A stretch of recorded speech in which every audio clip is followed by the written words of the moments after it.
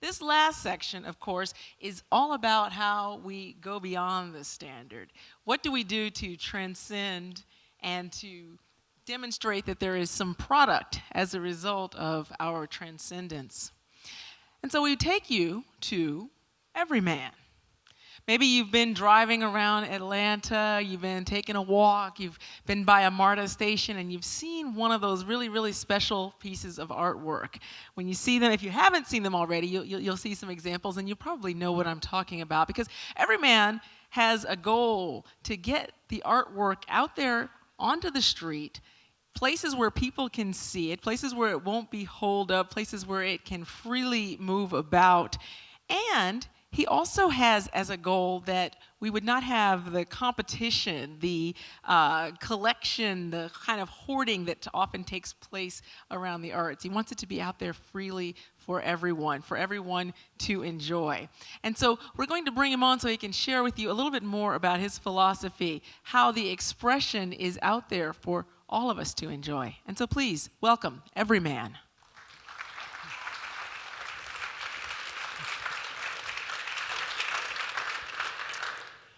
Hello, welcome to the Evereman community. I want to tell you about an art project that started as my personal art project and in time has grown into a community of creators and makers and givers and finders and friends, all loosely based around the recognition of an image. And two, the street art project has signaled something of a paradigm shift in what street art can be, from one that's more merely observing to one that's inclusive, people interactive, if you will.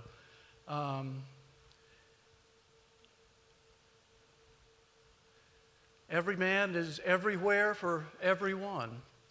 I want to take you back some years now to my beginnings as a street artist. In 1978, I came to Atlanta to seek my fame and fortune as a poet. I started cutting stencils and painting my poetry on the sidewalk to engage pedestrians. And soon that morphed into sculptural street installations, and pretty soon into billboard manipulations. This is a 12-foot-long spear that was placed in a runner. It was a Peachtree road race runner on a Nike billboard at the corner of Peachtree and Piedmont, just down the road there. In 1991, married and soon to be a father, I apprenticed myself to an Atlanta furniture maker. And for the last 20 years, I've been designing and building furniture.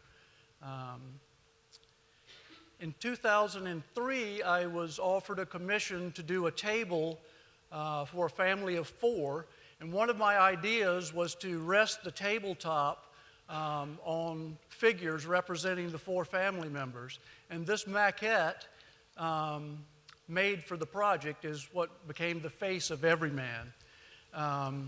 My son at the time was 11 years old and had gotten interested in street art, and he wanted to know more about cutting stencils. So we looked around my wood shop and came across the drawing of this maquette, and I realized that the face would make a nice little stencil. Thus, the image was born.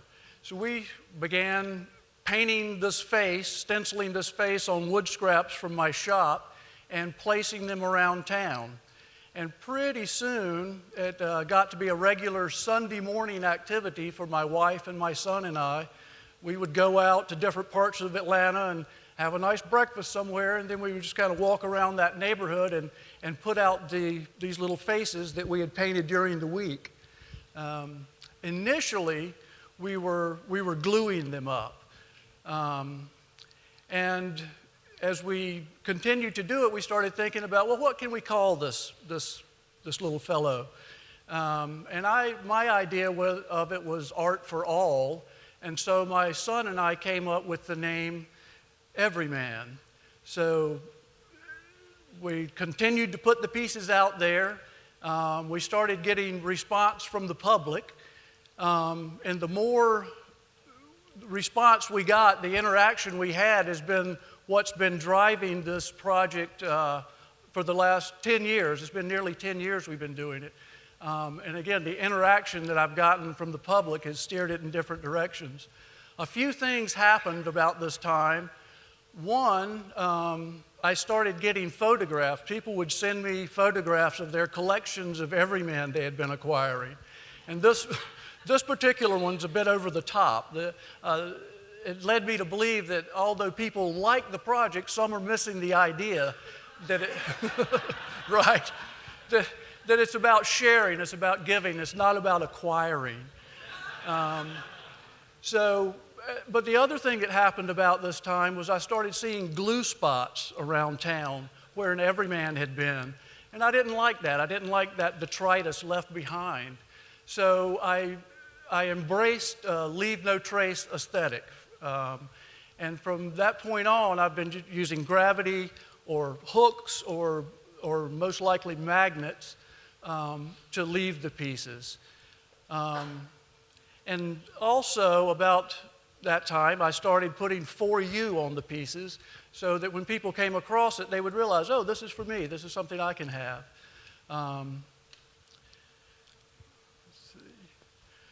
Also, it's been some time now, but I trained myself to not look at advertisements and not look at billboards, but to look in the nooks and crannies of the streets and see what else is there. And I would encourage you all to do that too. You never know what you'll come across. You may come across an Evereman there for you. They can be hard to spot. They can be hard to spot sometimes. But coming across an Evereman can be a transcendent experience, if you will. Something that can jolt us out of our day-to-day thought processes. And into kind of wonder, what is this thing? Why is it here? Who put this here for me? And I believe that those moments are good for us, are good for our mental and spiritual well-being, to kind of take us out of our day-to-day mindsets. So I believe that seeing this easily recognizable figure out in public can help us feel more connected and less alone.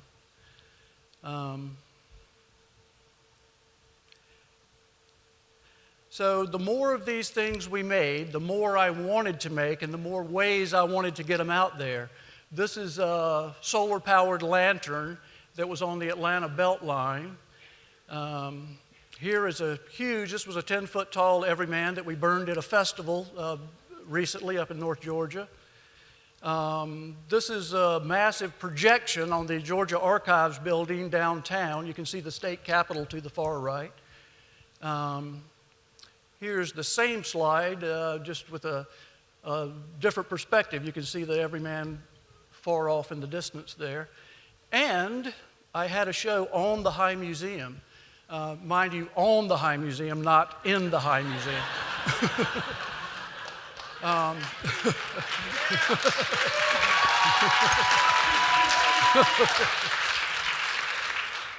This show was called Picasso to Warhol to Everyman. This was a large cube that we presented to the city of Atlanta after a huge snowstorm. And as time passed and I had the interaction with the public more and more, I wanted to get the art out there. So I started doing what I call production parties. So I invite the community into my workshop, and we'll spend an afternoon meeting new friends, learning new skills, and making this art that we then go and put out. And the production parties have become an integral part of what I'm doing. We can make 100-fold more of this art than when it was just my wife and my son and I, by inviting people in to work with me. We easily make 500 or so pieces in an afternoon, and by my estimates now, we're upwards of 30,000 Everemen out in the world. So now the community is involved not just by coming across these pieces and finding them and taking them. with them, but they're also making them and sharing them with others. A little good, a little bad, like most of us. So coming across an everyman, I hope that your first feeling is one of joy. But if you think a little deeper about it, you realize that, oh, this is something I can share. This is something I can give to a friend, or I could take it and I could place it somewhere else for someone else to find, and I could give another person this good feeling that I've just experienced. And I believe that there's just a world of difference in this idea of this is for me and this is something I can share. And how far can that attitude take us? That was a marriage in the desert there. The groom has an everyman tuxedo on.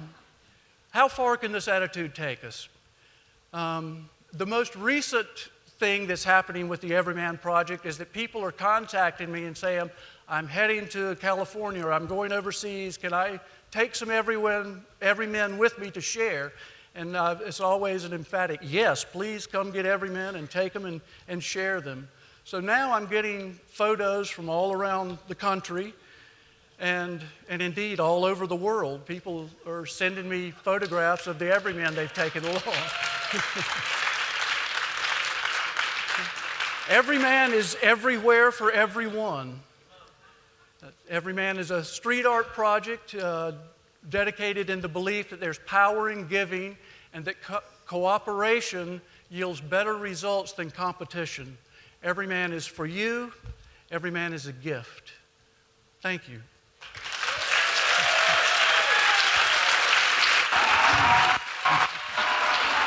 Thank you.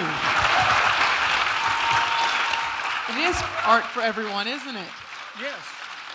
Art for all. Yeah. Art for all. So not only are we, as you said, it's not just to go about acquiring it, but now you're welcoming people in to create it. And I'm just wondering what feedback you've gotten from those who've had a chance to experience Everyman from that side. Well, it's been wonderful. I mean, we have a good time. They're called production parties. So it's been wonderful. I mean, people come, and especially if you're not used to working with your hands or making things, we just have a good time. Being a furniture maker, I'm used to being process-oriented, and so it's set up, and we can come in and really knock it out, and then we drink some beer. That's what Everyman does. All right, thank you so much. Appreciate it.